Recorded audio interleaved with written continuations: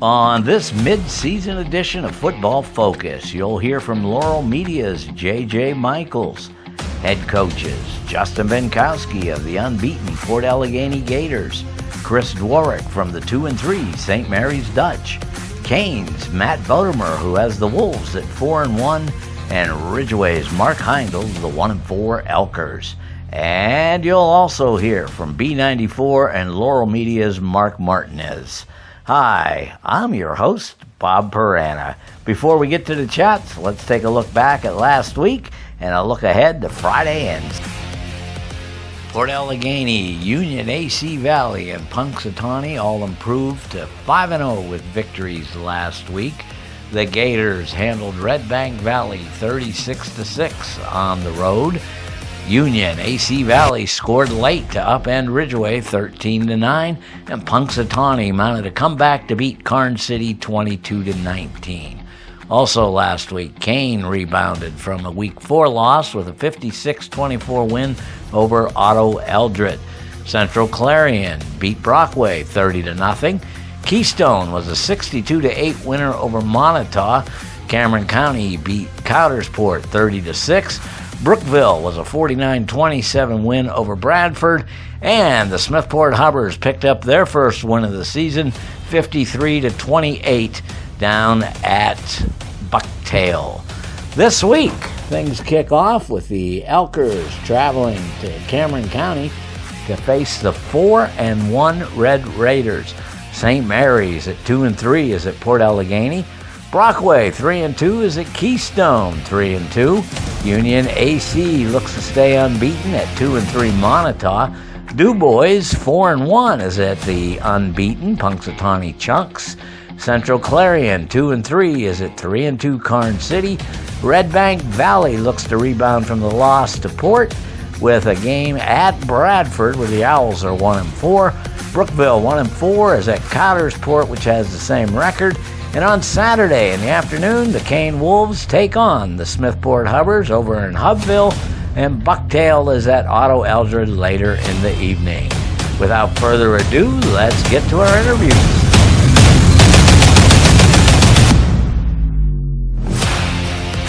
J.J. Michaels joins us on Football Focus. And J.J., pleasure to have you, but I'm going to issue a challenge if you're up for it. Well, that depends. If it's too tough, I don't know if I'm able to do it. Okay, there's no apparatuses involved or anything like that, so we should be good. But I'm going to put you on the clock. You've got 2 minutes. Let's see. You've covered Ridgway, obviously. You've done Kane. You've Red Bank Valley, Smithport, Keystone, Otto Eldred. Maybe somebody else in between there. There's all kind of things happening. We got Punxsy, Port, and Union unbeaten.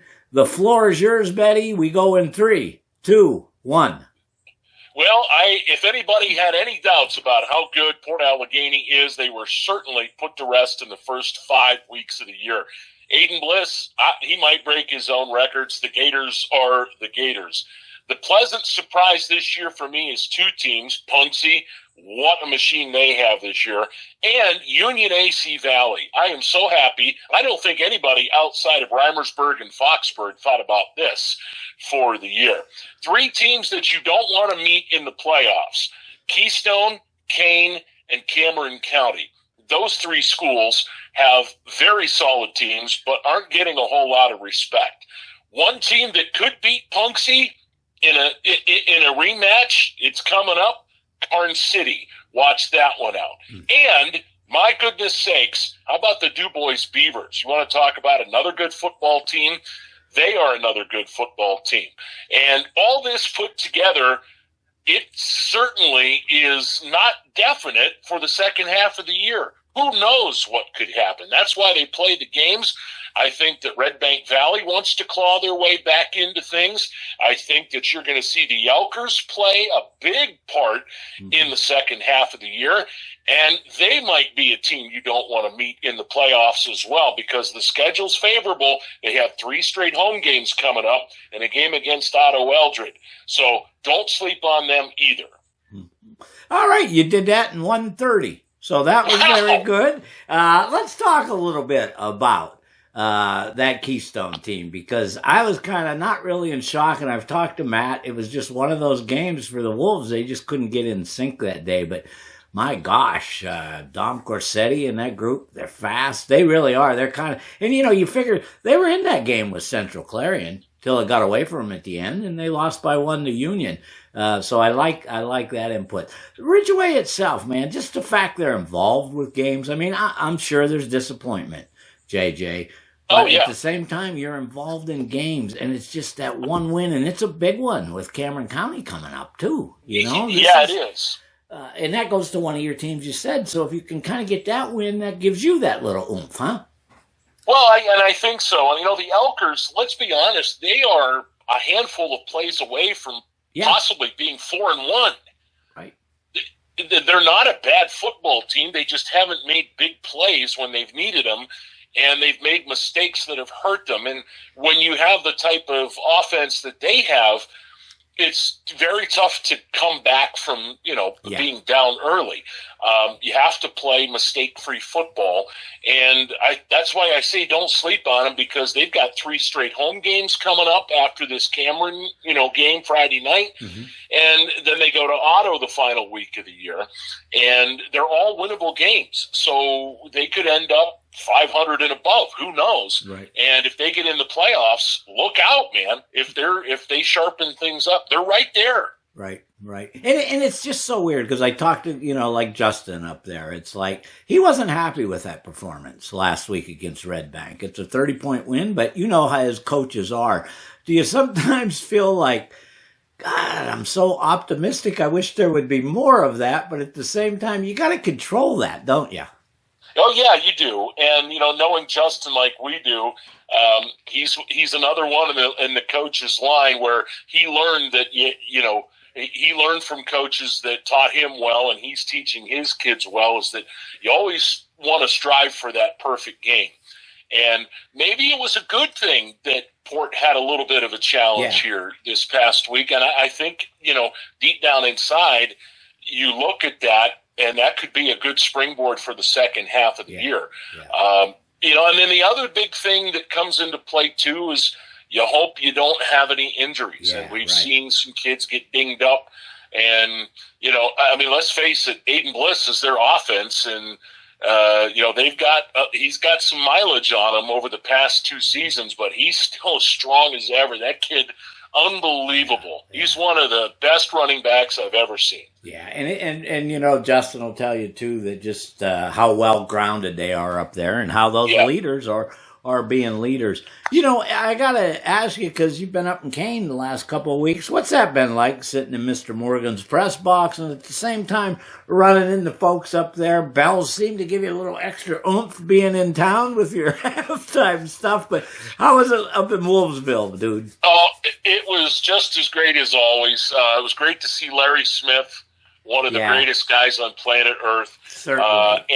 And people that know Casey Jones. Yeah. This fella is like 90. He's over 90. Yeah, he did it when we did it. Yeah. Yeah.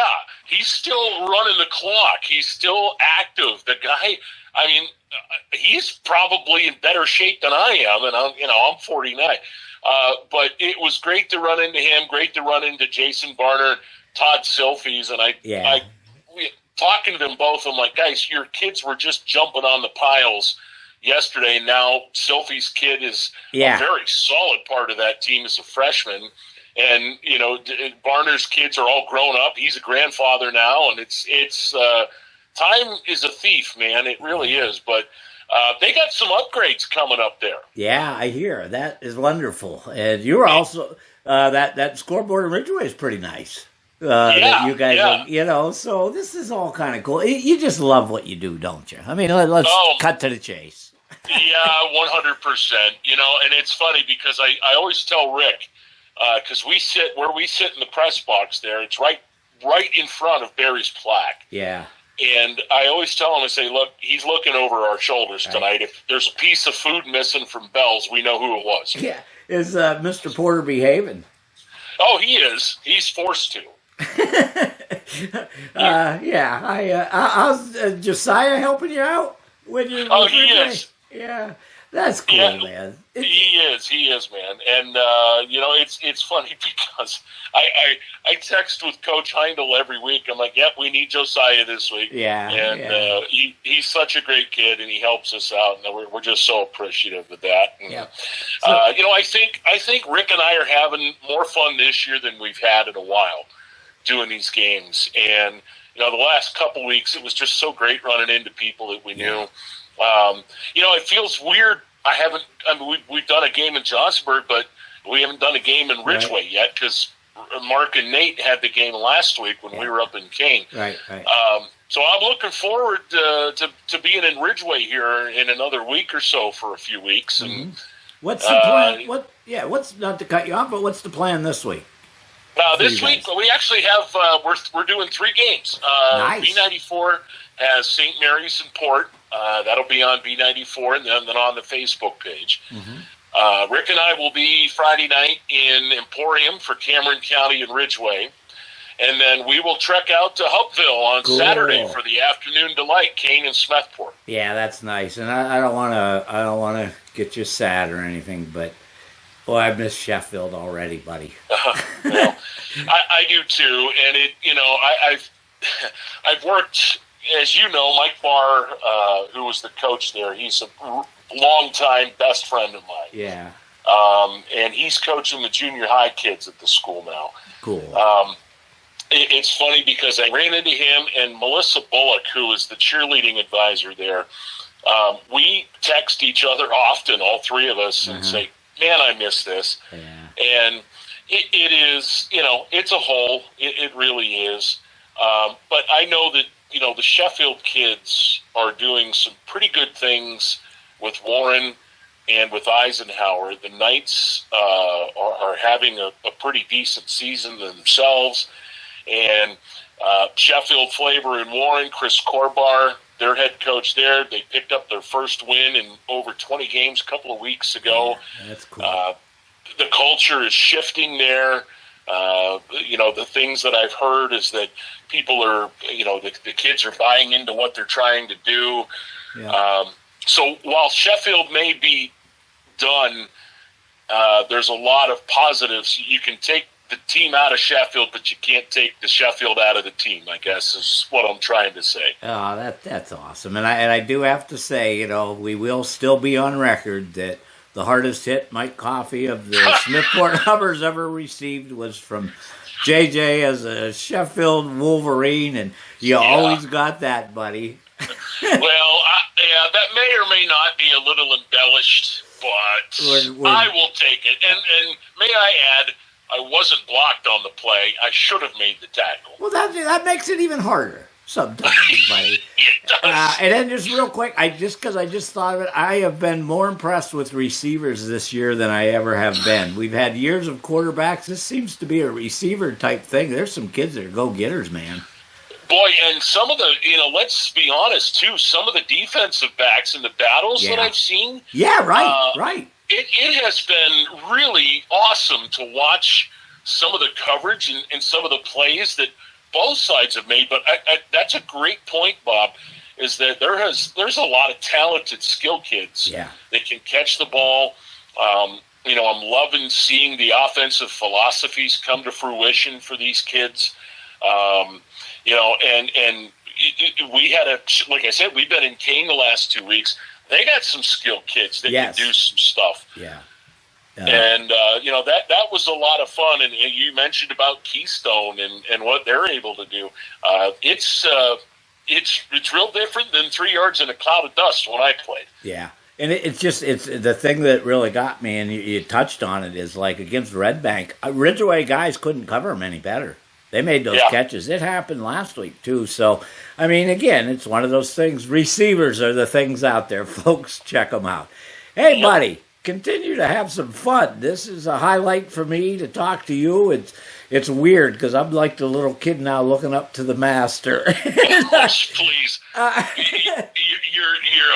don't know why you had to go and do that. Don't give me that much credit. All right, well, we'll stave off that for now. But again, always a pleasure, buddy, and I appreciate you taking out some time, JJ.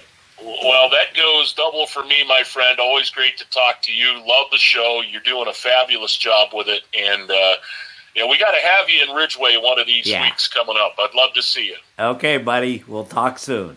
Joining us in Studio B via telephone, the head coach of the Port Allegany Gators, Justin Bienkowski. Justin, your Gators are 5-0, looking good. How's life treating you, and what's the vibe?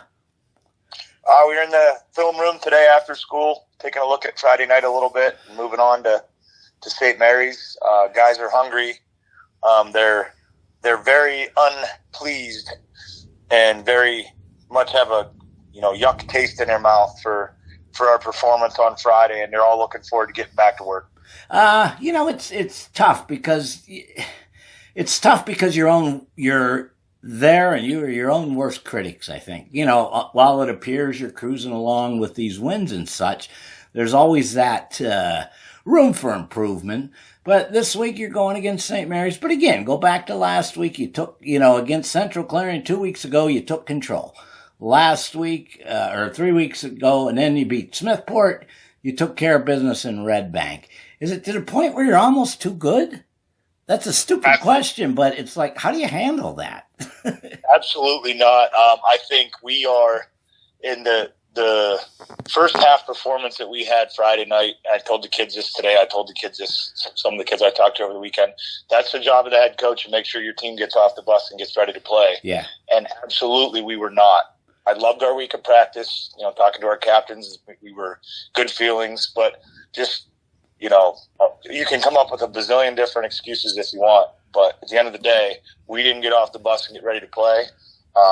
I'm super proud, both in Clarion and as well as Friday night, of our kids. 100% credit to our kids for how they handled some adversity. Mm-hmm. Red Bank Valley and Blaine Gold is not shocking to me whatsoever.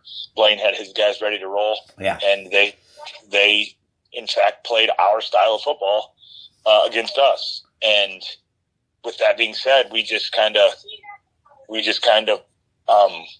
responded well at halftime.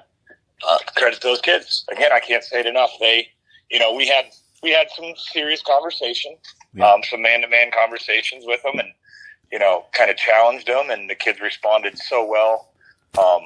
We had player-led leadership going on.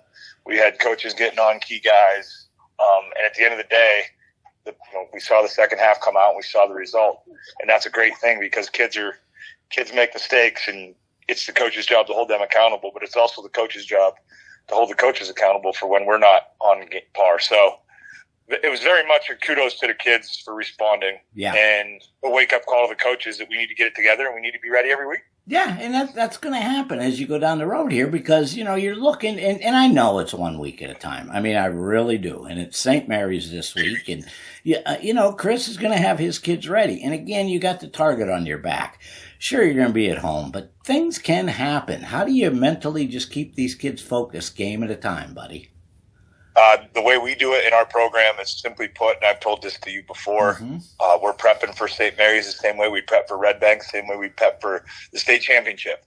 We have our keys, we have our scout, we have our scheme, we have our whatever, and our goal is to play the best that we can and coach the best we can. That doesn't ever change. Yeah. Go ahead. Finish. So it's just a matter of making sure you are at your best. And if you're not at your best, and we know where we're at, it's not a secret. People are gunning for us. Yeah. You always want to knock off somebody that's been there before. And we had the fortunate to get on top of St. Mary's a year ago over there, coming off of a very dismal game at Ridgway that we were fortunate enough to win. Mm-hmm. Well, here we are a year later. We have the fortune of playing St. Mary's coming off of a very subpar performance against Red Bank Valley. So St. Mary's is, Chris has been doing this a lot longer than I have. Chris is a phenomenal human being, dude. And, number 4, Andrew Field, is a man, and among other guys. And if we're not ready to go, I told the guys, we have to learn that we're not as good as we think we are just because the newspaper or the online media, or somebody else tells us we are. Right. And we wouldn't drive 2.5 hours to Red Bank Valley if they're just going to give us the win. Yeah, right. And that's the whole thing. You got to be prepared week in and week out. Now, we are at the midway point, so there is a big picture out there, and that obviously is a district championship and moving on. We'll tackle those opponents, Union AC, when it comes up. They're unbeaten also at Class A. But again, I'm looking, you're ranked number 2 in the state. All that stuff is great. But again, just going back to the point of how well grounded your kids are. Because I've seen it in the past, not with you guys, not with anybody recently, but in the old days, you start getting that little cocky strut and boom. And I just talking to you, man, you don't have that with these kids, do you? Not at all. Matter of fact, we had a couple guys that didn't play their best, seniors, key guys that are, upperclassmen that didn't play their best, and their attention to detail and film today, and, always communicate with guys over the weekend. There's no, geez, coach, relax. We won by 30. Yeah. I've had a couple, people throughout the community that are super supportive, at the end of the day say that, but, you mentioned, halfway point, long game comes in part of it. We're not looking for any type of championship or any type of medal. We're looking for the same goal we had in August when we started. We want to play and coach football as long as we can possibly do it. Yeah. And if we collect some medals, that's awesome. But spending time with these kids who, like you said, keep grounded, we weren't exactly patting them on the back and say, gosh, golly, gee, right. We need to play better, guys, at halftime. It was challenging guys that we have developed such a phenomenal, loving relationship with over the years that they handled it so well. And I'm proud of all the guys that were challenged, and I'm proud of how they responded because, as I said before, kids are supposed to make mistakes, and kids are supposed to try to fix their mistakes, and that is all we can ask. We tell the kids all the time, don't repeat the same mistake, make new ones. Right. Fix them, right. Make new ones. And these kids are a special group of humans to be around, and they're hungry and they want to get better. And there's no mention, Aiden Bliss got, the YDL Player of the Week. Yeah. No mention. Yeah. We have newspaper clippings on the board walking down the hallway, or, everybody's patting you on the back and everybody's telling you how good you are and all that. The support is phenomenal, but we talked about it in film. We qualified for playoffs today. That's all we've done because we are going to be 500 or better if you wanted to go it that way. And that's just, the kids are real. They are hungry. They are a little bit crappy taste in their mouth from Friday, and it's all business. Yeah. And we're ready to keep going. Yeah. It's weird too, because it's like your seniors now are freshmen in 222. That season, you're watching them grow up and everybody, there's a little bit of dip in 23, Red Bank, jump back out there. But it's like, this doesn't seem to be going away. The culture is there, dude. And again, I just got to credit you guys and those kids in the community because nobody wants this to end, but how do you just keep bringing this up? How do these kids just keep coming through, man? Success, is that part of it? Or is it just they love the game of football? I think it's two things. You just hit the nail on the head. It's special human beings. Yeah. The kids are so locked into what we're selling and what we're trying to get them to understand. Its success is multiple sports, build solid relationships, be good people, have high character, be in the weight room. And they do it. They do what we're asked to do. We have coaches that show up. We have communities that support it. We have, school faculty that support it. And our principals, the man when it comes to supporting our athletics, and it works. Yeah, and it's just something special to be a part of. I think you had asked me a couple interviews ago about, living a dream, so to speak. Yeah. And it truly is. My own children are able to be a part of it, and my family and my wife and the support system and coaches' wives. It's just a really cool thing that, like you said, nobody wants it to end. Right. It just has become, this is what you do to play football at Port Allegany, because if you do this, you're part of a special group. Mm-hmm. And that's kind of where we're at. And, talent will come and go. We are fortunate to have really high character kids that happen to be good athletes right now. Yeah. Moving forward, I just want to continue to make sure we have really high, good character kids. Yeah. If I'll put you on the spot here. It's all right. I've stupid, been looking forward to that part. Stupid question, perhaps. I like to do the caveat of stupid question, but what are you going to get? Okay. Not an F. Oh, wait a minute. Let me, can I interrupt you for a minute? Yes. So one thing you had asked me last time we talked about what does it matter what we wear or what I wear? Yeah. Another reason why head coach Justin Bienkowski needs checked from Friday night is through a small funny story with our head boys basketball coach, Kyle Babcock, who's our stat guy, our film guy for football. He had these, orange golf shorts, orange coaching shorts. Yeah. So I wore them. I did not wear my traditional orange shoes because I didn't want to look like a pumpkin. But I wore these orange shorts, and Aiden Bliss comes up to me before the game. It's like 6:15, 6:20. We're down in the end zone. He's like, we're kind of real low key. He says, "Hey, coach." So what's up, man? He's like, "You ever wore orange shorts before?" I said, "Nope, never have." "I don't know about that, coach. That is not a good feeling."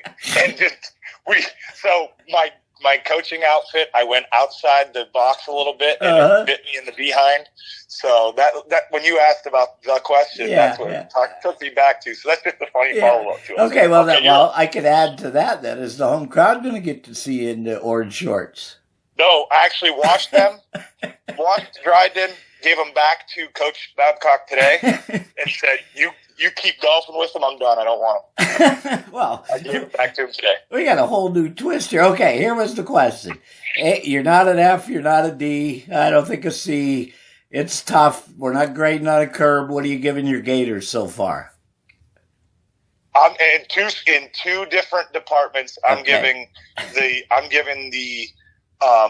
insane commitment, absolute love for what we're trying to build an A+.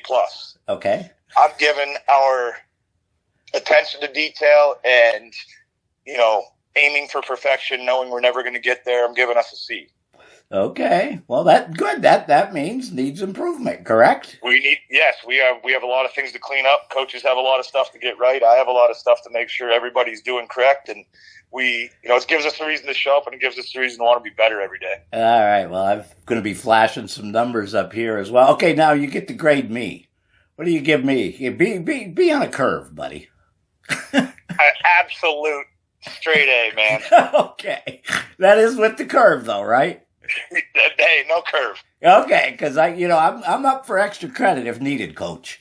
So no curve. I just love spreading the good word and making sure people still have something to listen to about District 9 football. Yeah, well, that's so cool, and I appreciate your time, buddy. And if you hang on the line here, I'm going to let you go, and I got a couple things to run by you. But as always, a pleasure, my friend. Thanks a lot, man. Always be well. Joining us is the head coach of the St. Mary's Dutch, Chris Dworek. Chris, we lost a couple, won a couple. DuBois put up some, numbers in the passing game last week. Didn't come out ahead of that one. They won that game. Boy, you got a tough task this week. This is kind of the gauntlet of your schedule. You go up against Port Allegany. But before we talk about that, how's the kids doing, man? Yeah, they're doing fine. Their attitudes are good. They realize they didn't play as well as they should have and could have last Friday, and they take that as a challenge. And then we had a real good practice today, so they're fine. They're ready to go. It's one of those things too. You go up against Port Allegany. We know, we know what they're about. It doesn't matter, Class A, 3A, what have you. They're rolling, but when I talked to Justin earlier, he wasn't so pleased with that performance against Red Bank Valley, a 30-point win. Having said that, that means there could be some areas. What is your philosophy? I mean, you got to kind of relish this chance to go up there. Am I correct in saying that this is a chance, man, for these kids to make a name? Yeah, they know the players that Allegany has, and they played against them last year, and I think we're only losing by one score at halftime, and then the wheels fell off the second half. So the kids are excited. I've been to Port Allegany only a couple times and coaching an all-star game a few years ago and on that field. And I know it's a nice old historic field, so it'll be neat to see the lights on there. Yeah. And our kids are excited too. It's only an hour trip, so they're excited about the challenge and see if we can take advantage of some things that we think could happen and go from there. Well, that's the important fact, too, because like I said, when we looked early in the year, I kind of looked away from these three games. I mean, that's three of the best there. You got Central Clarion next week. But again, I think as a coach, you got to be excited for your kids, too, because I know they're busting their butts for you, man. But it's got to be almost a perfect performance. How do you gear them up for that, Chris? Well, that's the thing. Knowing that we haven't played a real solid game yet, and there's a lot of things that we've done that are our own mistakes. So the kids know that that's the goal, is to play a perfect game and to play really well. And you learn a lot. You learn a lot from playing really good teams, and the kids know that, so they're excited for the challenge. Mm-hmm. When you line up against them again, it's still high school kids. Right. And that really is what it comes down to. As a coach, you might have to be changing some things up here and there, but as far as that game plan, how much do you have to follow to a T? Or do you have the guys that are adaptable to the situation, Chris? Yeah, that's a good question, because every coach, every game has a game plan. Yeah, and you go with ideas that you think will work. Then you have to factor in the things that we do the best and things that kids are comfortable with. So it's a neat balancing act, factoring in all those ingredients. So the kids are excited about that stuff. We tell the kids the game plan and what we think could work, and try some new things that we think could work that we can still do. And so kids get excited about that, because they see the time that the coaches put in, and they're excited that we're excited too, and they're ready to go. Yeah, it's a thing, because I had been away from this line of stuff for like 25 years, and when I got back, it just seemed to me that, and again, that 25 years, that's a lot of time. Things change a little bit, and one thing I think that I've kind of tipped on is, back in my day, we were a little more, I don't know, things stayed with us a little longer. Kids seem a little more resilient and willing to move on, let go of that. Is that what you're seeing this week? Yeah, definitely. The kids get over things quicker than the adults do, so we have to get used to that too. And that's a good thing. It's not that they don't care or they not focused. That's not true at all. It's just the way they are, and it's definitely a good thing. Because when it's time to work and get serious, they're ready to do that too. So that's the main part. Yeah, we are at the midway. Anything surprising you? Either way, I mean, I don't want. Obviously, we don't want to do negative stuff, so we won't do that. But anything surprising you, whether it be a kid or just the way things are meshing, is there anything that kind of you're happy to see that maybe you weren't sure about? Yeah, I'd say our defense is not really surprising me, because I knew we had the quality of kids over there. Yeah.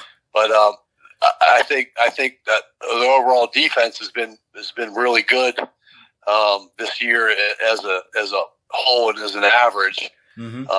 And I think our physicalness has gotten a little bit better. So that's it's not really a surprise, but it's just definitely an improvement. Yeah, and it's one of those things too, man. You can start feeding off that. One turnover leads to two. I mean, and gosh, you saw Monday night, Derrick Henry fumbled it. Things can happen in a ball game. One thing when I got back into this, I always felt, and this I don't want this to come off weird, but it almost seems like you guys are in no man's land. You're too big for the smaller ones, not big enough for the bigger ones. How do you make this fit in, man? Because it's got to be a juggling act with you. Yeah, that is weird. But I look at the big picture too. I know as a program, we've improved a lot. The kids are getting better at that. So that's a good thing. And then one of our goals too is the playoffs. So in the playoffs, everybody's at AAA too, and there's 4 teams in our playoff bracket, and we're all pretty much the same. I haven't checked about Somerset last week. I don't know how they did, but I know before that they were about the same record wise as everybody else. So that's the big thing, is keeping track of your playoff opponents possibly, and keep it in that perspective. Yeah, it does boil down to this too. You're with these kids. Nobody wants it to end. At the Right. end of the year, Yeah. one team is going to be on top. But, as you've gone through these, I think you came back in 2019 or you came to Right. St. Mary's. Yeah. So you look at that, this is your 6th, 7th year of graduates. What's that mean to you to see a kid come through the program, Chris? Yeah, that is really neat. Getting to know them, getting to see them improve, and get to see them, getting stronger and things like that. So there's, I can think of many kids that in 9th grade or even junior high, you think, oh boy, Yeah. they're not going to really help us. But you don't think that way, because that's what's exciting is having them come to the weight room in the off season and Yeah. see them get that confidence. And then once they get that confidence, they start doing things a little bit better. So that's the fun part, seeing how kids grow up. And then the best part is keeping in touch with them after they graduate. Sure. Them coming into the locker room and saying hi to the coaches and everybody. And so that's probably the coolest part right there. That's what makes you the proudest. Yeah, and it really can be life-changing for a kid. I got to ask you, because we didn't have a show last week, but how did it go with the when you guys played Ridgway and the Stallions were there? That had to be some fun. Oh yeah. That was we did that last year too, and it really worked out. It's fun. The players love that. I tell them, make sure you high five every kid you can, and they had a blast with that. Every time we come on and off the field, there were kids lined up, and someone was chanting for Bruno Stager, so they were having a pregame chant for those guys as we were warming up. So of course Bruno got a little gagging from his players, so it was pretty fun. Yeah, it is. It just makes you gleam when you see that. So again, we did touch a little bit before we came on the air. Got some rain today, and that seemed to have led to some fun, and that's a good thing because we haven't had rain to practice in. That's right, and any excuse to pep up practice, Yeah, we'll take it. So we got, Friday night, you get on that bus. It's not a bad trip up that way, but, again, this is, I know, and Justin said he said, you're a veteran at this, Chris. You're going to have your kids ready. It's just, I just really feel like this is an opportunity, man, to make some noise here, because we also got Punksy coming up on the schedule. But said that, I know. I know. Yes. You keep hitting me with all this good news here about all the good teams we're playing. I know we got to get through this good team here now, and we're excited about that challenge. We're definitely ready and excited. Yeah, I feel like a heel now, but I know maybe that'll be. They'll give you that. Hey, Parana's like, come on, buddy, let's go. Let's go show them what we can do at Port Allegany. So I'm kind of excited to see that, man. And Chris, again, just. All is good in Dutchville. You lose, so what? We got another game to play. And I think sometimes a game to a kid is everything. It is their moment. It's what they work for. It could be the memory of their lifetime, man. Yep, that's true. That's definitely true. And the neat thing too about, having a rough game Friday, we pump up the JV guys, and we've had a full schedule so far, and it's fun having those games, and especially home games, because a lot of the varsity guys come to it and stand on the sideline supporting the young guys. So that's fun too. All right, buddy. Well, we'll be watching on Friday, and we're looking forward to things. And I think you're going to get through these hurdles, man. There's something in your voice I'm hearing. I could be wrong, but I just think you got the kahuna, so to speak, to get this moving on forward, man. And I appreciate the time, Chris. Hey, you're welcome, Bob. Anytime. Thank you. Matt Bodamer, head coach of the Kane Wolves, joins us on Football Focus. And Matt, I got to go back to a couple of weeks ago when we talked. You guys had come off the big win over Ridgway, the comeback. Kind of that Keystone game seemed like a little bit of trap. Things didn't go so well, but you rebounded last week. I hate to bring it back, but take me back to that Keystone game, Matt. Yeah, unfortunately we came out flat as we could have ever came out. Yeah.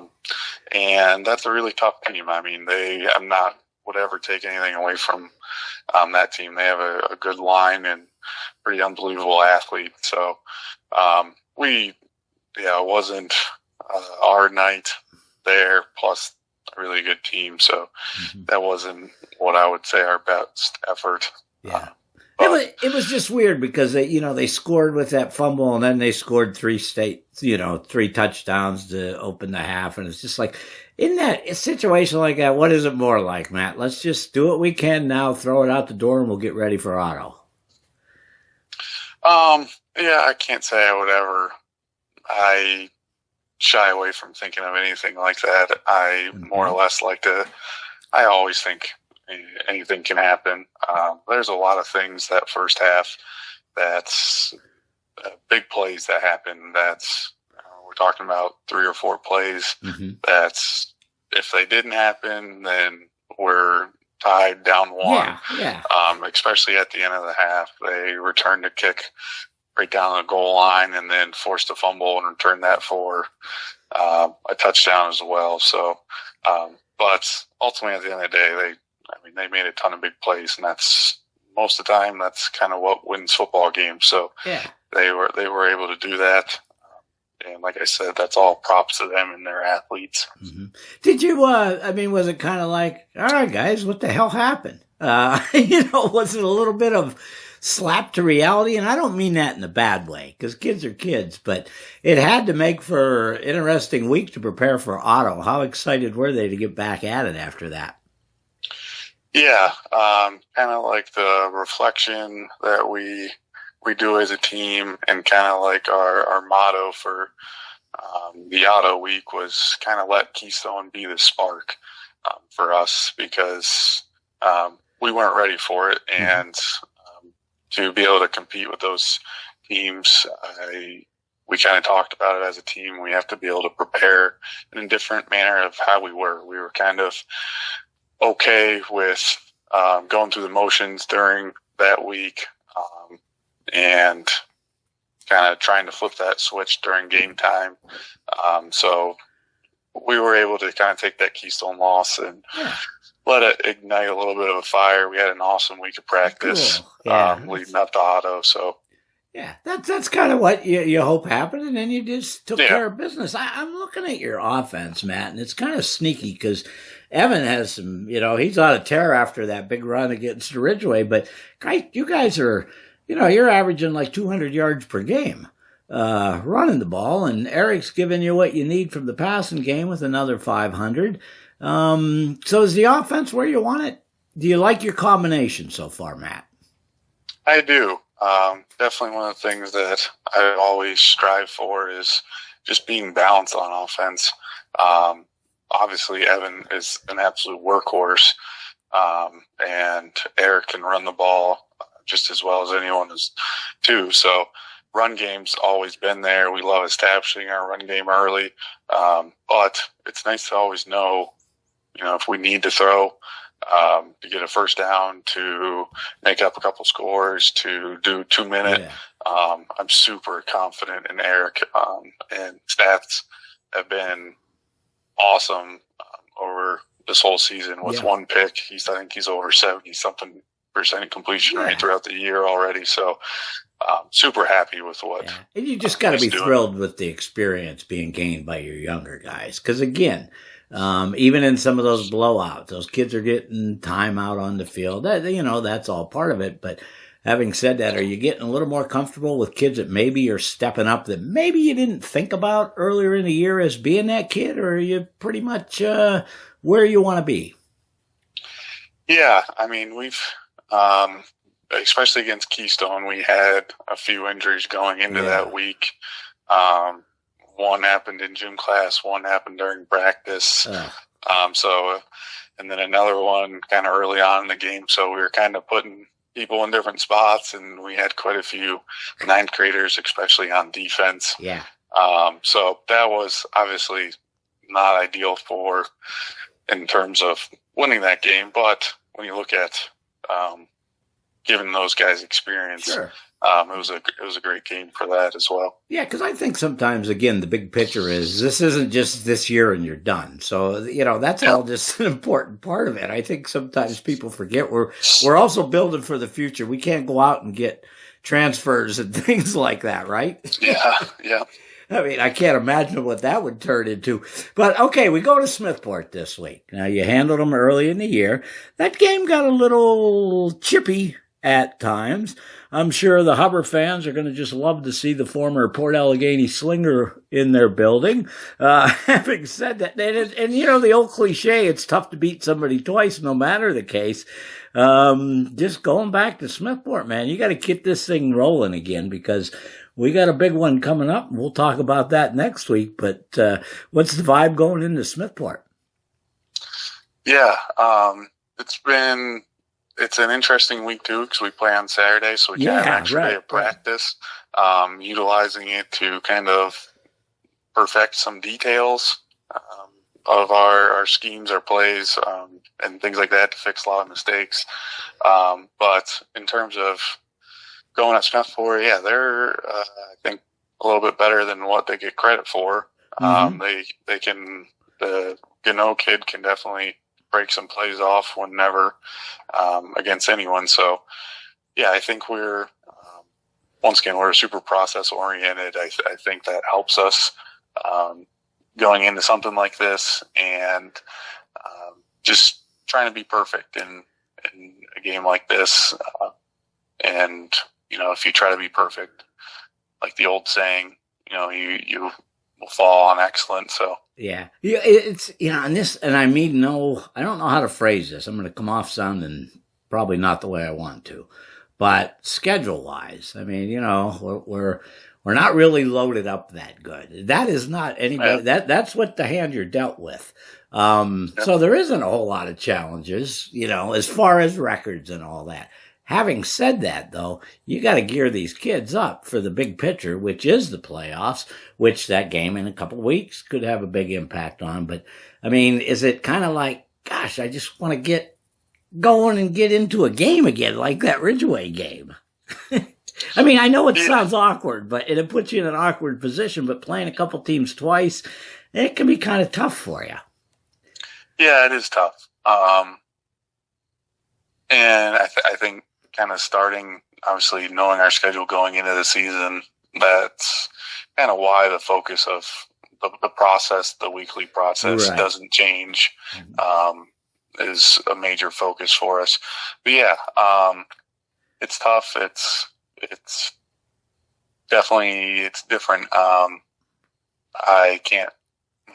not going to complain about it, just because, like you said, I mean, it won't do anything anyways. But it is nice. When we were looking at schedules, I was a big fan of trying to get teams to play other schools in their classifications. Yeah. Because over the last few years, I think our schedule was probably too rigorous for our numbers, and now we're swaying kind of towards the opposite this year, which we're well aware of. But yeah, I mean, whatever hand we're dealt, we'll give her hell anyway. So yeah, and I'm thinking too, the Saturday thing can be funky if you're not used to it. I mean, it's a whole different deal. What are you telling the kids? I'll be in bed by 9. Let's get rolling. But you know, you got to trust them too. But what's the Saturday vibe like for you? It takes me back. I played most of my games on Saturday, so it's kind of like what I'm used to. And it was kind of new coming in coaching wise for me. It seemed like every week was a short week because I was so used practicing with a whole nother day. I feel like it's we're able to do a few more things during practice this week, which is awesome. But during Saturday, I'm trying honestly to make it just an experience itself. We'll do breakfast up here. We'll get breakfast catered for our guys. And we'll make it as fun as we can be. Yeah. It's kind of one of those, let's just go make the most of it. Okay, going into the year, you said, you know, it's a little different this year. We have expectations. And again, we're at the halfway mark. Have they met your expectations? Yeah, they have. I can't complain whatsoever. We're getting better every single week. I'm super happy watching both sides, literally all three phases. Right. Defensively, we've played super well. The points we've given up, a lot of them have come later on in games. And offensively, yeah, we're being super efficient with the opportunities we're given. We're possessing the ball for a long time, so we're making things hard on other teams. Yeah. And it's just, again, it's got to feel good to see your kids, in school, doing their thing, enjoying their time on the field, getting all that stuff done. So it's all coming together. And just real quick, I'll take you back to last summer. It's like, okay, Matt, you're going to be the head coach. From there to here, what's that trip been like, dude? Yeah, it's tiresome, but it's so rewarding. I would compare it kind of to having children. I have two children of my own, and kind of my what I would give any like incoming father or anything like that is it's going to be the most tiring thing you ever do, but the most rewarding thing. It's been absolutely worth it. It's been everything I ever hoped for. So yeah, I love these guys dearly. They know that. So yeah, it's been awesome. That is that. I mean, again, it's the old cliche. That's what it's all about, my friend. And so we are looking forward to keeping the train going. I'll be in touch, my friend. And as always, Matt, I just appreciate you taking out time. I know you guys are busy, and I know you got to focus. So just to spend 10 minutes or so with you, it's a thrill for me, man. And I just I can't say enough about you and how you handle things. And dude, I'm super proud of the Wolves being back, making some noise. Yeah, well, I appreciate it. And I look forward to these 10 minutes every week. So I'm thrilled to talk with the head coach of the Ridgway Elkers, Mark Heindl, here at Football Focus. Mark, another tough one last week. We are 1-4. A couple come from behind victories against you. Having said all that, you've been in every game, Mark. You could be 4-1. There's just plays here and there. Tell me how that's going for you right now. There's got to be disappointment, but at the same time, these kids got to be excited that strides are being made. If we were senior laden, we would be disappointed. But obviously, only having two seniors that play for you, and they give you everything they have out in the field, to be 1-4. Obviously, nobody wants to be there record-wise, but to see the progression that these kids have made week in and week out. And I think last week, against Union, we're undefeated and still undefeated today. They came to town, and I think they left a little perplexed of what they won against, because it was a great football game, and it was a great confidence builder for our kids, and we're hoping to build that into this week. Yeah, and this week is this is a big one, because I have to believe. Now, first of all, Cameron County, they're 4-1. Gosh, you haven't played them since 2015, I was looking. You won down there, and you won in 2014. But for them, they're Class A like you. They're in Region 4. I have a feeling Ryan's going to have his troops ready, but also they almost have something to prove, I think. It's like, well, yeah, we're in Region 4. This would be a big one for them. It's a big one for you. Give me some thoughts going in. Cameron County, it's going to be fun to get that rivalry going again. They're a good football team. Yeah. And, obviously last week, they came out of the gate a little slow there against Countersport, and I think a lot of it had to do with playing on a Saturday night up there. But, again, I have the utmost respect for Ryan and the staff and what they've done down in Cameron County the last couple of years. They're 4-1 for a reason, and they play good team football. And, obviously they made a couple mistakes there when they played Union, but that was a close ball game too on the road for them, going all the way down to Reimersburg. Our kids understand they can't go into overlooking anybody. They realize the importance of how big this game is for Friday night. And we're excited about going down to Cameron County. Like you said, it's the first time in 10 years. And we're hoping that we can write the script and clean up some of these little mistakes we keep making and hopefully get a win. Yeah, and again, it's a deal, too. Then you got 3 at home. Again, we don't look too far ahead, but this could build things going into the playoffs, which, right, wrong, or indifferent, is the ultimate goal. Now, having said that, big plays and such, as frustrating as they are, How are the kids after those moments? Do they get it in the film? Do they see? Because I got to tell you, man, some catches that have been made against your defensive backs have been NFL highlight stuff. The kids are there. It's just maybe a little tweak here and there. How adaptable are they getting? Or are they bumming on themselves too much? Because that's not a good thing. We tell the kids week in and week out. I mean, film does not lie. It is a truth, but you couldn't have said it any better. A lot of those plays that some of these teams have made against us, they are highlight reel material. But obviously that doesn't give you wins at the end of the week. But these kids, they just keep coming back and want to get better, day in and day out. On Monday is a prime example. We had Brookville come to town, and it was 26-0 with 4 minutes to go in the first half with a lead there. And then obviously we lost the game there with the Lightning. I mean, we got the win, but they only got two quarters of football in. In the weather the way that it was this week on Tuesday, all the kids are there ready to go, trying to get better. Today we expect the same thing. So obviously the mindset of these kids, they're learning by the day, and I think they're getting more and more confidence because they're playing with some of these teams that are senior laden. Right. And Union as a prime example, they had 12 seniors, that are on their squad, and the majority of their offensive linemen and their skill kids were seniors. And that tells you something, the way that our kids played them. And you come down to, 30 seconds to go in the fourth quarter of a game against a team that's undefeated, and you're on the 8-yard line. That tells you that, how close we are to breaking through. Yeah, you have been able to put numbers up offensively. The running game is churning. Passes, that I have a feeling you've got some things up your sleeves with that, but having said that, are you happy with the execution for the most part, Mark? To see where we went from obviously the second half of the Kane game, the St. Mary's game defensively into last week, our kids made some huge strides on that side of the ball, and that was big for us. Our big thing on the offensive side of the ball is we have to finish drives, and we are moving the ball at spurts throughout the game, but we're not getting that consistent push through when it's needed. And obviously there on Friday with Union, to have that big interception by Nate Stagger to take it down to the 30-yard line and to get inside the 10-yard line, that's a prime example where we need to learn to finish drives. And I think that was the big focus going into this week.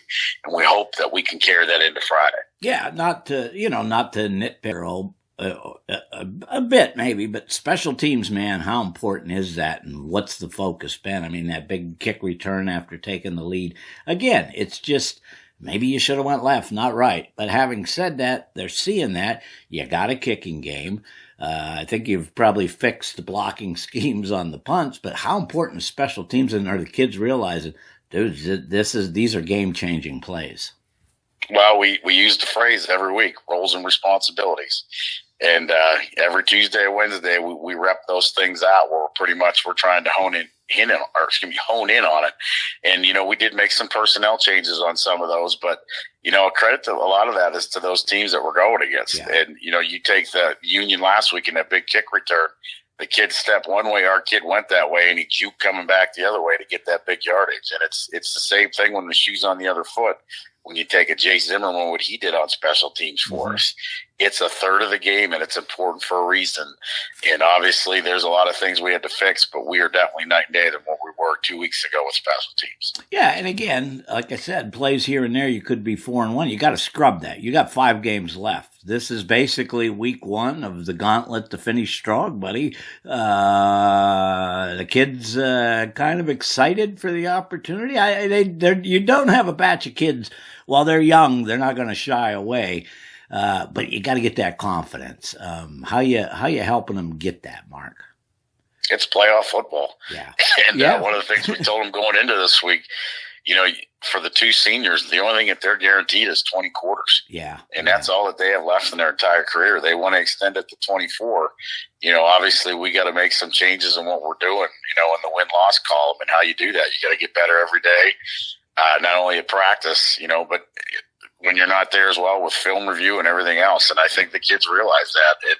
The window's closing by the day. But one thing I will say about our kids, even though it's closing by the day, their work ethic and their attitude is definitely getting stronger. Yeah, and I think kids, I had talked to different coaches here. It just seems like kids are a little more resilient, Mark. I go back to my heyday, and we seem to I was always wanted. People were all, you just couldn't get over it. It was like, but I think kids are a little different today. It seems like they're more willing to move on, and it sounds like that's what your group's all about, buddy. Okay, we came up short. We love this game. We get to play again. We're moving on. We are moving on, and one of the biggest things that I have the utmost respect for our kids in our program is, obviously nobody wants to be 1-4. Anytime that you put a uniform, I don't care if it's a football uniform, a wrestling singlet, basketball uniform, you want to win every time that you go out there. And one of the things about these kids is, though, they want to get that win, and they compete in and out, day in and day out, to try to get better. And at the end of the day, that's what you want out of your kids, and we're hoping that can translate into a win on Friday. Yeah, and the little nuances of such, like how have the freshmen been welcome? Or is everything going cool there? Because, we remember back in the days when freshmen weren't, needed at that level. They are now, and they are the future, and there is some talent. There's talent at the junior high level. How are those kids adapting? They ready for the big show? Well, I think if you'd have saw us on Friday night, our defensive line, 2 out of 3 were freshmen. Jay Zimmerman slid in there corner, and then when Mason Gordon went down there at center for us, a freshman and Ivan Pure went in at center. So they're more than just welcome in; they're part of it, and they're a big part of the script going into this Friday as well. Yeah, and again, with sizes and the numbers and such, it is important to stay healthy. Are we pretty good on that end of things, Mark? Well, it's a typical, bruising for every team that goes through it. I think Dan Campbell from the Detroit Lions said it best. You're not 100% until March or April. And our kids right now, we're probably about 85 to 90% healthy, but it's no different than any other team, and it's definitely not going to be excused by us by any means. No, and it sounds like you're pleased because that 85%, because of those nicks and stuff, is 110 when it comes to what they're going through, and that's got to make you proud of the kids. It does. And, there are some, kids that don't come off the field that are banged up, but they love the game so much and they love their teammates. They don't want to come off, and that says a lot about them and their character. Yeah, I just get a thrill on how you guys go on the road. You're so well taken care of between the boosters and the folks that provide you meals and stuff. What's the plan for Friday, Mark? So Friday we'll do our normal, we'll go up, we'll do our quick walkthrough on the field. We'll go eat, come back, show a little film, and then we'll be on the bus again for the 5th time out of 6 weeks heading down to Cameron County. But we are definitely looking forward to renewing the rivalry. And again, we know we're going against a pretty good opponent there, but we're hoping that we can clean up some of this stuff and hopefully get a win. Well, I'm looking forward to seeing you guys, buddy, and hope to see you at some point here. And just like I said, just keep doing what you're doing. I saw these. It's just a different vibe of, guys, we get one win and we're going to soar. And I think that's what we're after, obviously. But you got to feel good that you're there, not at 1-4 getting blown out for 4 games. 100%. And the closer you get, the more hungry you get. We're hoping that we can do a lot of good things on Friday. All right. We hope to see you eat well, my friend, and we will talk soon. Sounds good. Thanks for having me on, Bob. Oh, I've been waiting for this moment. I'm not going to say all my life, but I'm so thrilled to have Mark Martinez from B94 Laurel Media with us. I heard some things you were saying before the game about getting on the show. I'm just happy to have you, buddy. How are you? Yeah, Bob, first and foremost, thank you very much for being on this. I'm honored and I love it because we have a great connection. But I understand JJ first. But when you grab Nate, the guy that was only like 2 games in before me, or even Ricky Porter, I'm like, oh, he's either got his favor. So I'm kidding. No. See, the big thing was, it was nice. I wanted the young man to tell me about your mentorship. See, so we kind of do this. And by the way, we've saved the best for last because you're our last guest this week.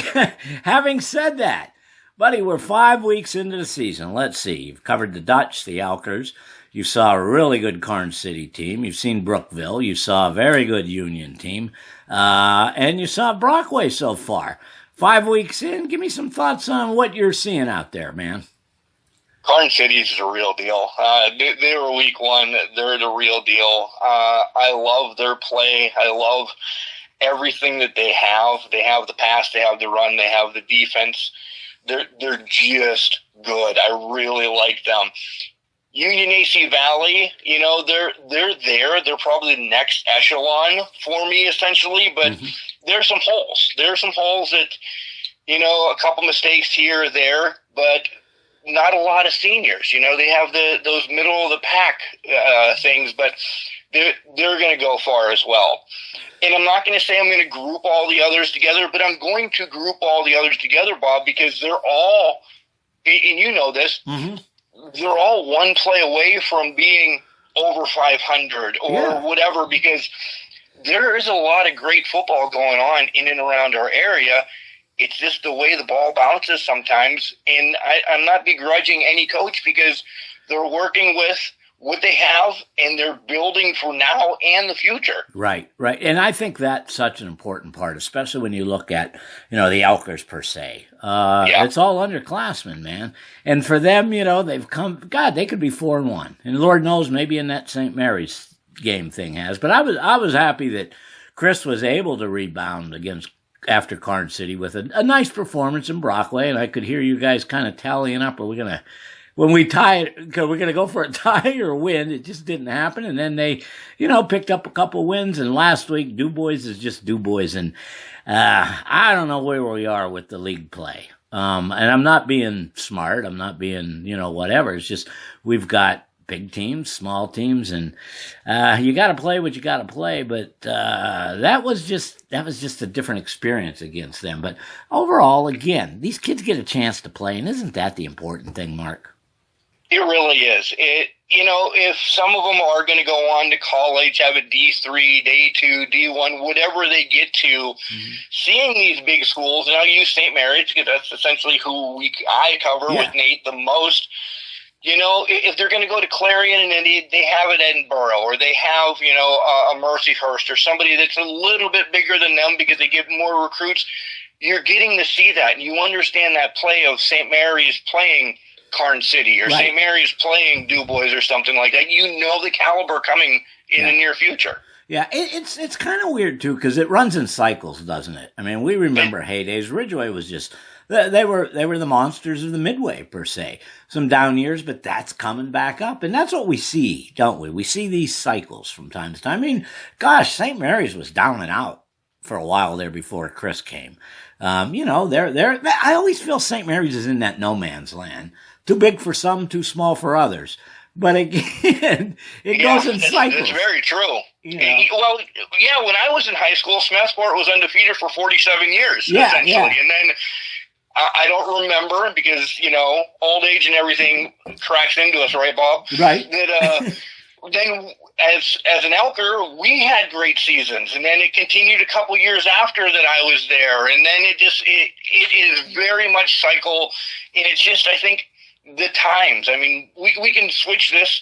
You can look at, say, Pitt or the Steelers or anything like that. It just happens, there's a destiny or a dynasty, whatever you want to call it, for a couple years on every team.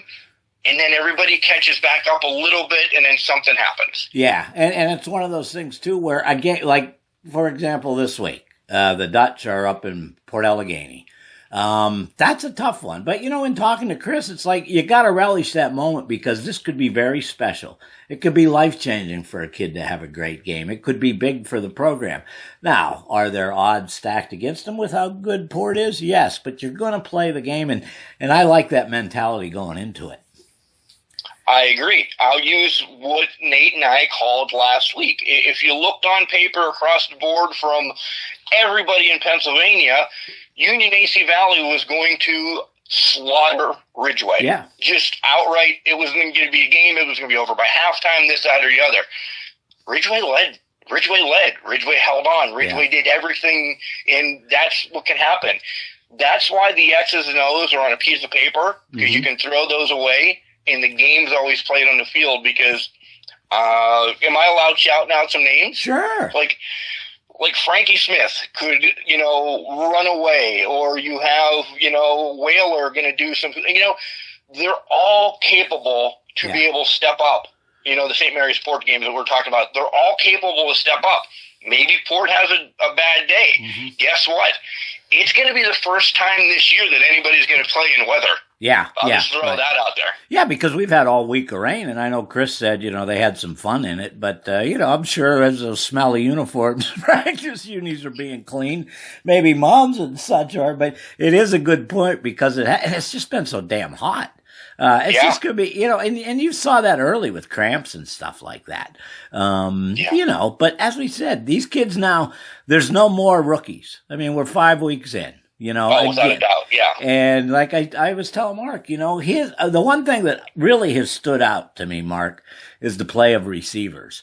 And when I was talking to Mark and different people, JJ as well, I mean, like against Red Bank and even last week, the Ridgway defenders were there. Kids went up and made grabs. I'm totally impressed with receivers this year. We've had years of quarterbacks, great running backs, still got a few, but I'm enthralled with the receivers.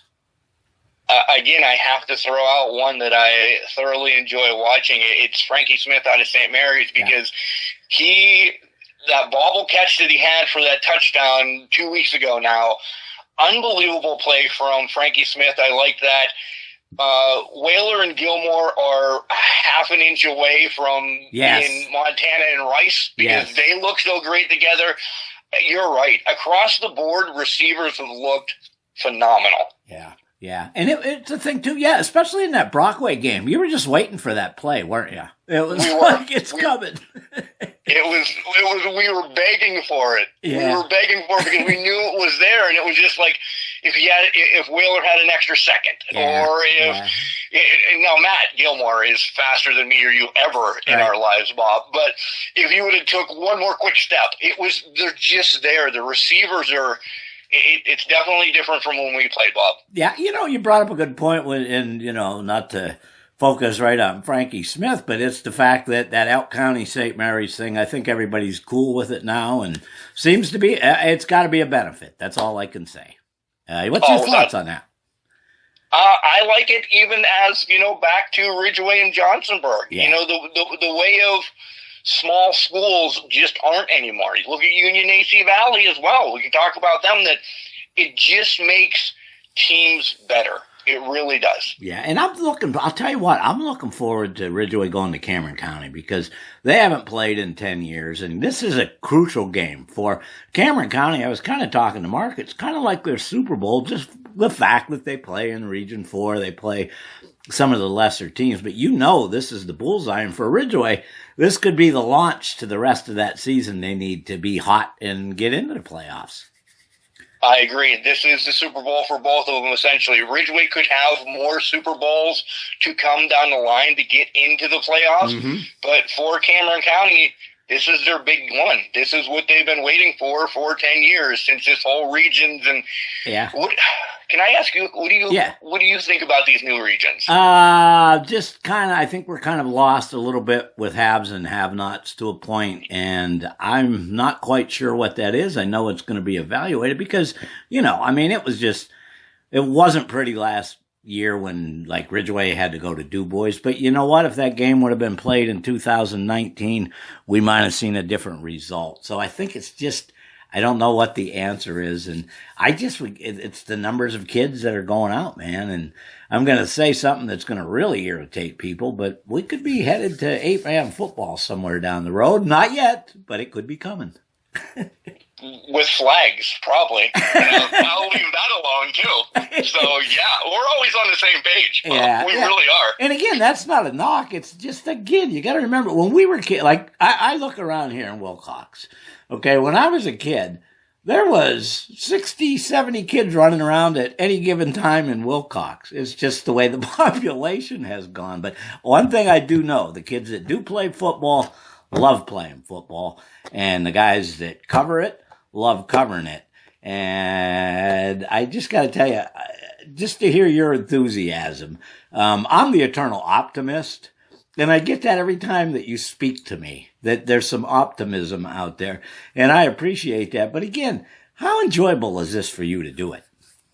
I love it. It's been a dream to do commentating, broadcasting since I was a wee little, listening to, and I'm not a Pirate fan, but we would get Bob Prince. Yes. My grandfather brought, going to Lanny Pateri. Then I discovered the Tigers and all the others that I'm like, I love listening to baseball games on the radio. Yes. And then I went to school for it, and I worked in Erie for a while. I got to do several trips on the road where it was just me. Mm-hmm. And I'll be the guy patting myself on the back, calling Legion games and everything. Sure. I am happy and I love where I am because, listen, I love, and I'm going to sugarcoat this a little bit. Mm-hmm. I love calling the games for grandma and grandpa, aunts and uncles that aren't here compared to the fans that are in Erie or in wherever because it means more when little Johnny's name is being said on the radio or we're doing basketball and, little Debbie's name or whatever is on the radio and they're like, oh, okay, now we understand what's going on. So I do it, the radio in this area for the families because Bob, I love family. That's where I am. I wear, my heart on the sleeve for the kids. It means more doing it this way than if I was on the MLB network or anything like that. Yeah, and it's so true. And, the one thing, too, is that I personally, this, again, it must be you, because I'm throwing some things out there, but it's tough streaming and doing games sometimes. And it's tough not to look down, hey, zoom in the camera and this and that. But the bottom line is you're listening to the game. And sometimes it's best just to listen and feel like a little kid again. I mean, I do. I honestly, I'm 62. I remember looking at the back of the TV or the radio tube as a little kid. That's what you did, So for us to be able to do things like this, it truly is a dream. I said when I retired, I just want to sit home and get a studio and get going. So I am. And life has, kind of put me here, and that's great. I'm happy. But to hear you guys and to see that genuinely enjoying what you're doing, it means a lot. And I think it means a lot to people, buddy. And it comes through in your voice when you're doing it. That means the world. For you to say that because you're somebody that I love and respect, and that means a lot. And it's cool. I was down after the St. Mary's Carn City game. I was down at the Pirate game, and there's a gentleman kind of in and around our group prior to the game, and one of my buddies like, hey, Mark, come here. So I went over, and the guy kind of looks at me, and he's like, because I said something as well, he's like, wait, did you just call the game last night on B94? I said, yeah, I did. He's like, dude, you're really good. And that kind of means more, like I said, than again getting a contract from, say the Trenton Thunder or something, because that guy didn't have to say that. No. He could have hated me. I wasn't doing anything bad to Carn City, right? But I'm just saying, like, he's like, you called a good game. He's like, you're not a homer. And I'm not. That's something I want everybody to know. I'm not a homer for any team. No, and I do remember in the heyday of Smithport being Barry War, but we were covering the whole area at the time. And it just changes come playoff time, You can be the homer, I guess, because, hey, we're here. Okay, I'm going to give you, let's see, I'm going to give you 30 seconds to tell me what's going on with Pitt football, and we're going to start the clock in 3, 2, 1. ACC is starting up for Pitt football. This week is Louisville at home. I'm super excited about it, but Louisville's had our number in the last couple years. BC the week after. I think we could be really good in the ACC because I'm coaching, all of a sudden. Yes. But, I think we could be until we get to the juggernaut of Miami. We'll see. Well, that means it's going to be ripe for an upset. How was your trip to West Virginia, by the way, to go down and see your Panthers? Well, first of all, the ride home really sucked. The ride home was horrible. But it was my first time ever in Morgantown, ever in Morgantown. And I was told, hey, there could be people. I'm like, man, how am I going to hide Pitt stuff when I have a Panther tattooed right on my arm and I have it all over my Jeep and this, that, and the other? Listen, they're telling you that to scare you. Yeah. I had a great time there. It's no different from going to a Steelers-Browns game or Steelers-Ravens games, you're going to have a couple of those guys that have had way too many beverages that want to fight, a nun. But for the most part, that's really nice little stadium. Only about 55,000 there. Great seats. I'll go back again in 3 years. Well, it would be 4 because there's a 3-year break. But I'll go back again in 4 years and hang out with some people that I met down there without a doubt. All right. Well, I'm going to borrow Dan Patrick's saying, and I kind of view it that way too. Every day's the Super Bowl, and that's the effort you guys give. And I'm looking forward to hearing you tomorrow as the Dutch play important throughout the season, buddy. Hey, thank you so much for taking some time, Mark. I had a blast. Call me every time. Call me next year before JJ, though, just so I can rub it in his face. We're going to work on that. All right, my friend. Hey, go get him, buddy.